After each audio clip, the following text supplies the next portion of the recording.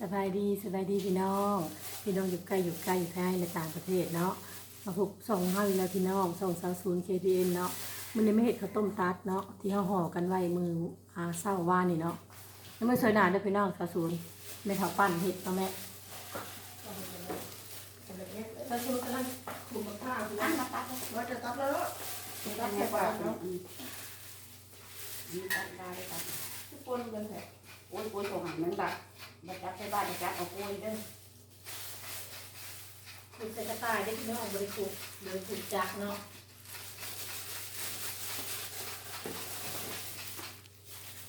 เห็ดกระดาษมันเป็นไงเนี่ยพอมันขูดเพิ่มคือได้โตเลยนะตรงนี้เพิ่นล้างไว้ถึงกับวันมาเป็นอะไรสุดกำลังพูดแล้วพูดเลยเนี่ยเป็นคนละขาเนาะ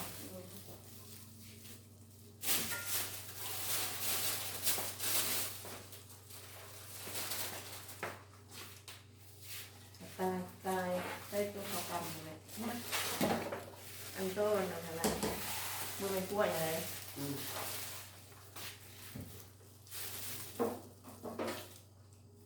ตัวนี้4:30เนาะพี่น้อง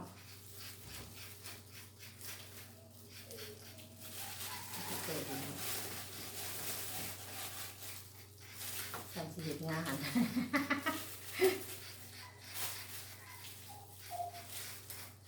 ใส่บาใส่บาใส่บา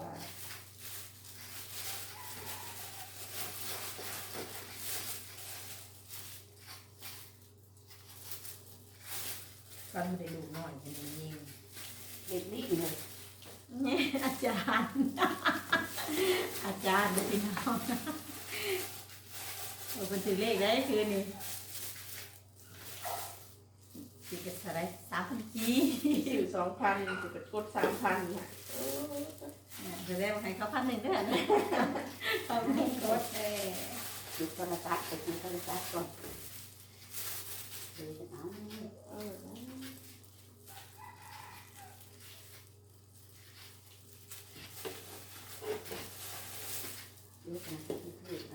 ข้าวอ่อนเนาะพี่น้องเป็นเห็ดพกนะตัวนี้หน่อยมีข้าวแก่มีช่องหน่อย ใบตองบดใบข้าวกีซ่ามันไม่ต้องเป็นอะไรข้าวกีซ่าเนาะ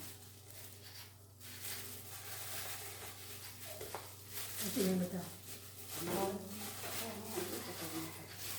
เจ้าห้องน้ำมันนะห้องเสียเลยเขาจะมีว่าไม่รู้ให้อีกทีเป็นโรงงานอีกทีเป็นโรงงาน ก่อนได้ว้าขกหมาหนักมาโรงงานเลย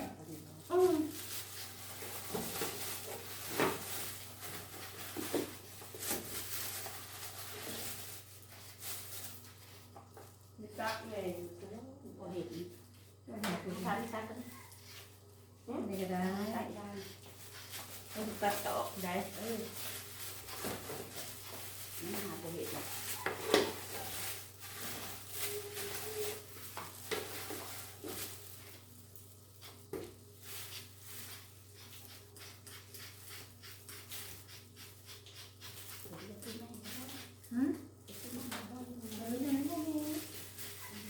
มือนับกระโดดเนาะ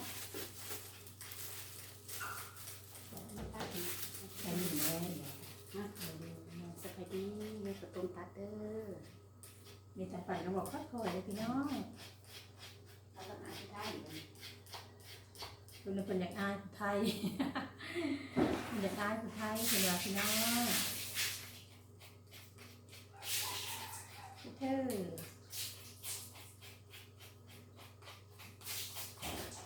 ใส่บาตรทำบุญพี่น้องเนี่ยจะส่วนว่านะครับเด็กคุ้มมือทำใส่บาตรคุ้มมือเนาะแต่บริถ่ายคลิปให้พี่น้องเบิ่งให้พี่น้องเบื่อเนาะไอ้คุณมาใส่กันไหมนะยายคุณใส่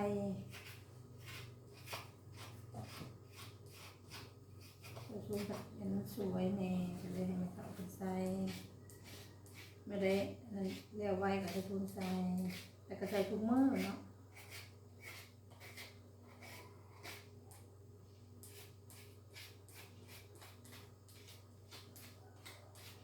ทำบุญนำทานนำกินนำเลยพี่น้องเอ้ย อย่างเงี้ยนี่บ่พี่น้องกล้องใช้ซูมตั้งไว้ใกล้เติมแล้วใช่บ่ไปทำเนี่ยอันนี้บ่พอถิ่นเราใส่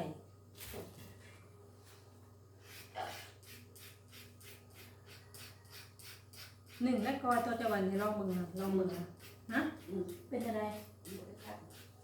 แซ่บอยู่แซ่บคือเก่าบ่ ดูมือซึ่งมันนี่ อืม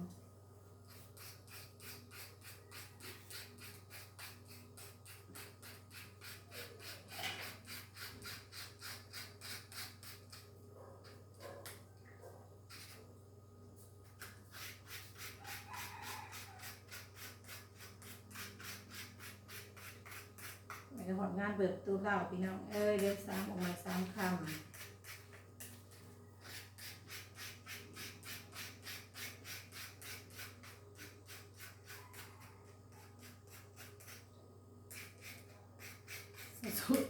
สะสมจะถือเลขของว่าถึง2,000 กีบพี่น้องนี่ซื้อหลายกับเสียดายเงิน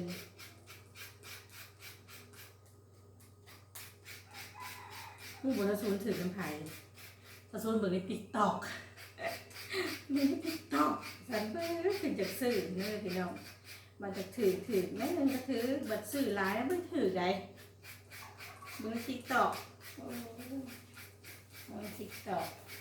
ช่างหัวกว่าถือเลขบ้านมึงในTikTok คุณเลื่อนมาเจอคลิปนี้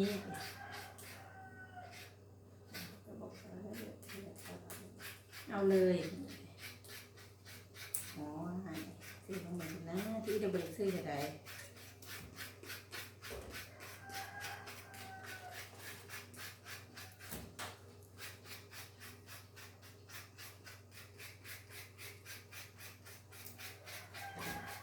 แม่เธอเลย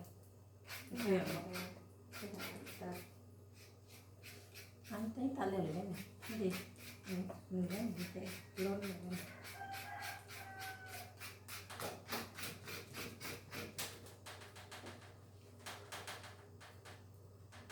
ข้าวกีซ่าข้าวก็แพงมากดินเนาะหน่วย10 ปลายพันเลยตะเก่าแพงข้าวไม่สิเดไปเถื่อนข้าวหน่วยนึง2,000 3,000มาตลาดเนาะมันหายากเป็นผ้าครบนึงก็ตับเลยเป็นว่าอะไรนี้มันไหนเขาเอาห้องกีเด็ก3 เซนปลายเขาขายฟังข่าวอะไรเขามาซื้อหรือเขาเองไงขึ้นเอง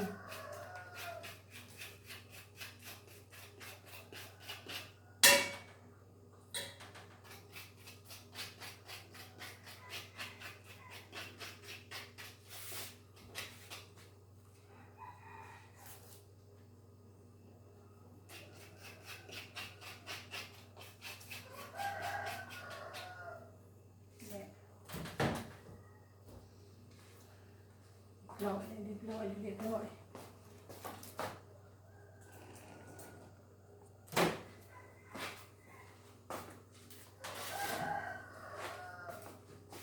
อันนี้ใส่ไป คนตาเนี่ยใส่ละไปใส่ละกินมาคนล้น ล้นไม่ใช่ล้นมันตั้ง ตับคนจะตับเตะอ่อนที่นั่นเนี่ยตับ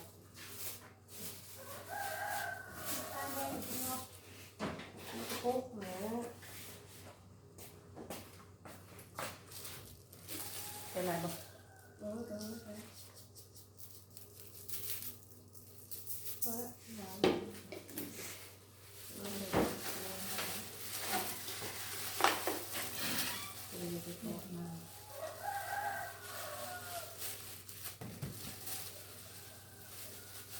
คนนะเขาต้มตัวนี้นะต้มผู้เดียวเลย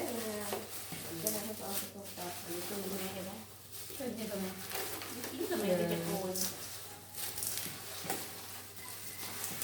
หวานเลย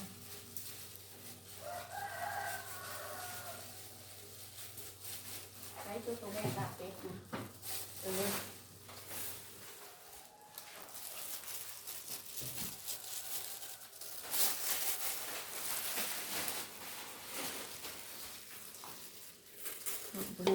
เห็นปะ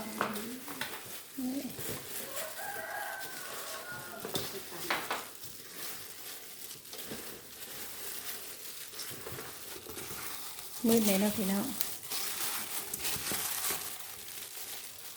มาคนนี้ ซิมตัว มือคือเถียแม่มาซิมดูแม่แม่ เจ้าคุณเดี๋ยวนะจับใส่โลกมันก็จะเป็นยังของหวานที่สุดน่าถูกสิ โยยังไม่ได้ถูกเขียกินก่อนกินก่อนจะคู่อ่ะโอเคจ้ะ ก็เลยเนาะตาลใส่อะไรก็แล้วแต่เนี่ย เนี่ยพี่น้อง เอาใส่ถุงยางบ่หรือ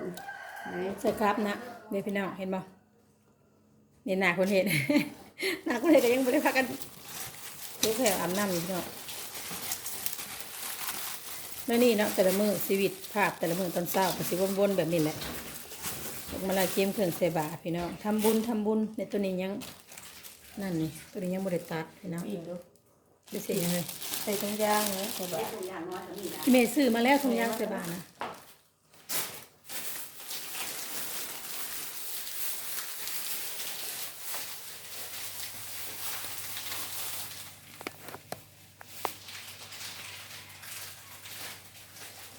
เอานี่ก็ฝากบรรยากาศไว้ให้หนูด้วยพี่น้อง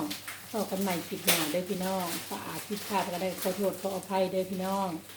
ฝากกดไลค์กดแชร์กดติดตามหน่อยเด้อพบกันใหม่คลิปหน้าพี่น้องแม่อะไรได้แม่สบายดี